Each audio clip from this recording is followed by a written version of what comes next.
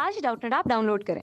Doubtnut पर अपने सभी गणित, रसायन विज्ञान, भौतिक विज्ञान और जीव विज्ञान के डाउट्स का करो सफाया। बस प्रश्न की फोटो खींचो, एक ही प्रश्न को क्रॉप करो और तुरंत वीडियो सोल्यूशन पाओ। अभी डाउनलोड करें। हेलो फ्रेंड्स, हमारा क्वेश्चन है कि शंकु के एक छिन्नक के लिए पूर्व स्पष्ट किए हुए संकेतों को उपयोग करते हुए वक्र पृष्ठीय क्षेत्रफल या और संपूर्ण पृष्ठीय क्षेत्रफल के उन सूत्रों को सिद्ध करना है। यानी हमें जो हमारे पास ये क्या है, शंकु के एक छिन्नक, यानी छिन्नक हमें पहले बनाना है। तो पहले मैं शंकु बना लेता हूँ एक। ठीक है, तो इस तरीके से मैंने यहाँ पे एक बार के लिए ये त्रिभुज है हमारे पास।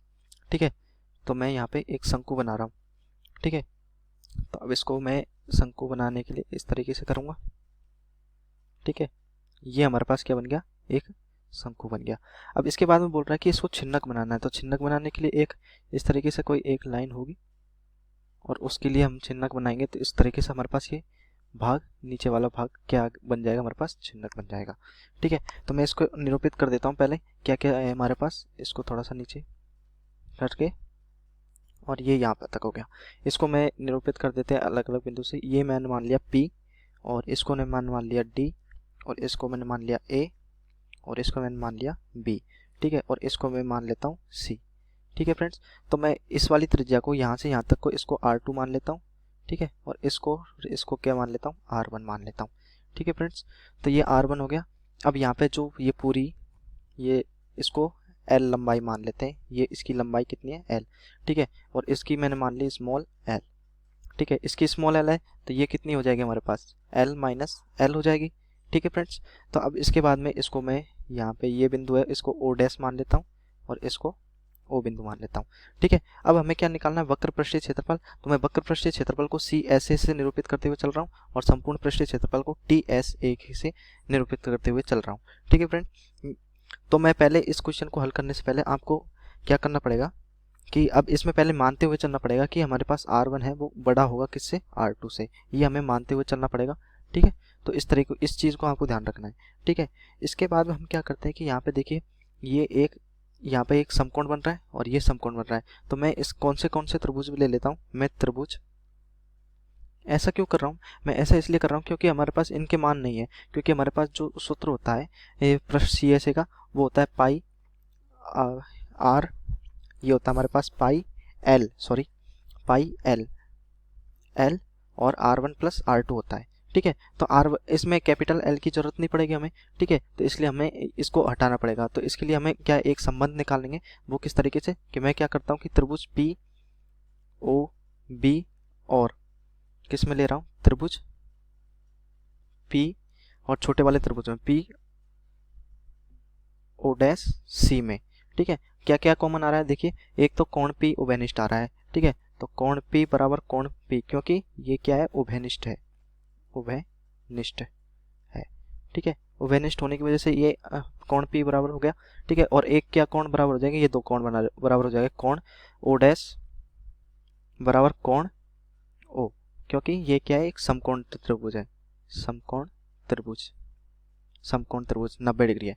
ठीक है, तो अब मैं क्या बोल सकता हूँ कि त्रिभुज POB समरूप होगा किसके, त्रिभुज PO'C के। क्यों, AA समरूपता के नियम से। ठीक है, समरूपता के नियम से। ठीक है, अब मैं क्या करता हूँ, ये दोनों समरूप है तो इनकी समानुपाती प्रमेय से क्या हो जाएगा, इनके जो रेखाओं का ये भुजाओं का अनुपात है वो बराबर होगा। वो किस तरीके से कि कौन कौन सी भुजाओं का अनुपात बराबर होगा, इनके ये जो कोणों के सामने वाली भुजा, ये O डैश C कौन सी, एक तो ये भुजा बटे OB। ठीक है, ये हो जाएगा OB बराबर हो जाएगा किसके, PC बटे PB के। कौन सी, यहाँ पे देख लीजिए, ये भुजा और ये भुजा का अनुपात और PC और ये पूरी वाली भुजा का अनुपात। ठीक है, इस तरीके से। तो ये हमारे पास OC डैश किसके बराबर है, R2 के बराबर था। ठीक है, तो ये हो जाएगा R2 बटे R1 हो गया। और ये PC का मान क्या था, PC हमारे पास थी L माइनस L। ठीक है, देखिए हमारे पास यहाँ पे L माइनस L थी हमारे पास। ठीक है, और ये बटे में हो जाएगा हमारे पास कैपिटल L। ठीक है, अब मैं यहाँ पे क्या करता हूँ कि यहाँ पे L का मान, क्योंकि हमारे पास सूत्र में क्या था कि इस सूत्र मैंने यहाँ पे लिखा था कि सूत्र में हमें वो चीज़ हमें नहीं दे रखी थी कि कैपिटल L का उपयोग नहीं हो रहा था। ठीक है, तो मैं कैपिटल L का मान निकालने की कोशिश करूँगा।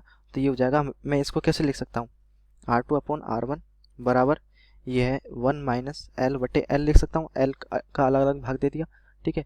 तो अब एल को, इसको इधर पक्षांतर कर लीजिए, इसको इधर पक्षांतर कर लीजिए, तो ये हो जाएगा एल बटे एल बराबर हो जाएगा 1 माइनस R2 अपॉन R1, ठीक है। तो अब मैं क्या करता हूँ, एल बटे एल बराबर हो जाएगा, यहाँ पे लघुत्तम R1 आ जाएगा, ठीक है, और ये हो जाएगा R1 माइनस R2। अब एल का मान निकालना है, ठीक है, तो एल को क्या कर देते हैं, पलट देते हैं, तो ये हो जाएगा हमारे पास, पलटने पर क्या हो जाएगा R1 बटे R1 माइनस R2, ठीक है फ्रेंड्स।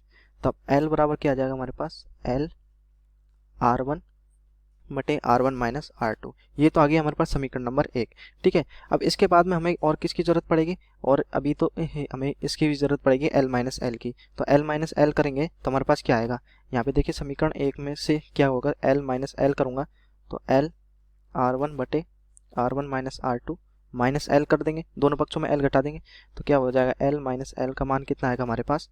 ये ऐसा क्यों कर रहा हूँ, क्योंकि आपको अभी पता चल जाएगा कि हमें क्या निकालना है, वक्र पृष्ठीय क्षेत्रफल निकालना है। तो वक्र पृष्ठीय क्षेत्रफल कैसे निकालेंगे, इस पूरे वाले शंकु के क्षेत्रफल में से ऊपर वाला जो छोटा शंकु है उसका क्षेत्रफल घटाएंगे, तो हमारे पास ये जरूरत पड़ेगी इनकी, ठीक है। तो ये हो जाएगा हमारे पास R1 minus R2 L R1 minus, यहाँ से हो जाएगा L R1 plus L R2, तो ये से ये कट जाएगा, तो L माइनस एल बराबर क्या हो जाएगा हमारे पास, L R2 बटे R1 माइनस R2। ये समीकरण नंबर 2 दे देता हूँ। अब देखिए हमें क्या निकालना, छिन्नक का वक्र पृष्ठीय क्षेत्रफल, ठीक है। तो मैं यहाँ पे निकाल लेता हूँ छिन्नक का वक्र पृष्ठीय क्षेत्रफल, वक्र पृष्ठीय क्षेत्रफल, ठीक है। तो इसको मैं किससे, CSA से निरूपित करते हुए चल रहा हूँ, CSA बराबर क्या होगा। अब देखिए फ्रेंड्स, अब मैं क्या कर रहा हूँ कि अगर इस पूरे वाले शंकु में से अगर मैं छोटा वाला शंकु घटा दूं तो हमारे पास कितना बचेगा, यही तो बचेगा एक, ये वाला शंकु, ये वाला क्षेत्रफल बचेगा। तो यही हमारे पास क्या है, छिन्नक। अब इसका हमें क्या, वक्र पृष्ठीय क्षेत्रफल निकालना है। तो मैं क्या कर रहा हूँ, बड़े शंकु का वक्र पृष्ठीय क्षेत्रफल माइनस छोटे शंकु का वक्र पृष्ठीय क्षेत्रफल, ठीक है। तो छोटे शंकु का वक्र पृष्ठीय क्षेत्रफल निकालेंगे। बड़े शंकु कौन कौन सा है हमारे पास, PAB, तो PAB माइनस छोटा वाला कौन सा है हमारे पास, PDC और PDC, ठीक है। तो PAB का वक्र पृष्ठीय क्षेत्रफल क्या होगा, पाई R1 और L, ठीक है फ्रेंड्स, क्योंकि इसकी लंबाई क्या थी, कैपिटल L है हमारे पास, ठीक है। तो ये कैपिटल L ले लिया, ये पूरे का वक्र पृष्ठीय क्षेत्रफल है L माइनस, और PDC छोटे वाले शंकु का क्षेत्रफल क्या हो जाएगा, पाई, ये हमारे पास R2 है, क्योंकि हमारे पास त्रिज्या क्या ले रखी है हमने, R2 ले रखी है ना, सॉरी R1 ही है हमारे पास, तो R1 लीजिए इसको, ये R1 है हमारे पास, R1 और पाई R1, और ये हो जाएगा L माइनस एल, क्योंकि इसकी त्रिज्या ऊंचाई कितनी है हमारे पास, त्रिज्या ऊंचाई हमें दे रखी है L माइनस छोटे वाले शंकु की, ठीक है। तो अब इसको मैं थोड़ा सा आगे हल करते हुए चलते हैं। तो ये पहले पाई कॉमन आ रहा है, तो पाई कॉमन ले लीजिए, और ये हो जाएगा R1 L minus R1 L minus L. अब देखिए फ्रेंड्स, अब यहाँ पे हमने पहले मान निकाल लिया कि L के रूप में, ठीक है। तो हमारे पास ये हो जाएगा पाई समीकरण नंबर 1 और 2 से R1 गुणा, और ये समीकरण 1 से क्या है हमारे पास, L R1 बटे R1 माइनस R2 था, ठीक है, माइनस R1, और L माइनस एल समीकरण 2 से देखिए L R2, तो L R2 बटे R1 माइनस R2, ये आ गया। अब देखिए फ्रेंड्स, इसको मैं क्या करता हूँ, आगे हल करते हैं।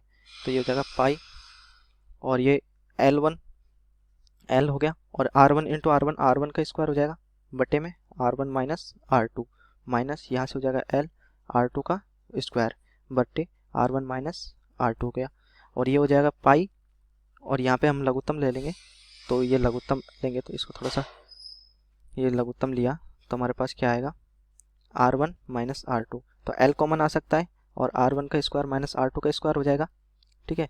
और यहाँ से हम क्या कर सकते हैं, L को बाहर ले लेते हैं, तो पाई L, और ये जो इसमें a square minus b square का लग रहा है, तो R1 माइनस R2, और इसको R1 प्लस R2 के रूप में लिख सकते हैं, ठीक है। और ये हो जाएगा बटे में R1 माइनस R2, ठीक है।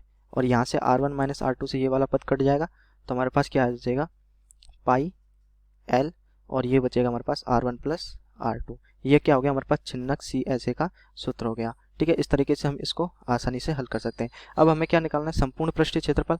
ठीक है, तो संपूर्ण पृष्ठीय क्षेत्रफल कैसे निकालते हैं, संपूर्ण पृष्ठीय क्षेत्रफल अब आसानी से निकाल लेंगे। तो संपूर्ण पृष्ठीय क्षेत्रफल टी एस ए से निरूपित कर देता हूँ। वो क्या होता है हमारे पास, जो सी एस ए और प्लस में, अब देखिए फ्रेंड्स, अब यहाँ पे हमारे पास संपूर्ण पृष्ठीय क्षेत्रफल में कौन कौन सा ये आएगा, एक तो ये वाला भाग आएगा। इस वाले छिन्नक में हमें पहले तो वक्र पृष्ठीय क्षेत्रफल में हम इसको, अब इनके आधार का भी तो क्षेत्रफल निकालना है, एक तो ये वाला क्षेत्रफल और एक इसका क्षेत्रफल, वक्र पृष्ठीय क्षेत्रफल हमें क्या निकालना है, रखना है। तो अब इन दोनों को क्षेत्रफल को रख दूंगा तो हमारे पास क्या हो जाएगा, पाई वृत्त के रूप में है वो, पाई r1 का स्क्वायर प्लस पाई r2 का स्क्वायर। तो हमारे पास टी एस ए बराबर हो जाएगा, हमारे पास सी एस ए का मान कितना है, pi L r1 plus r2।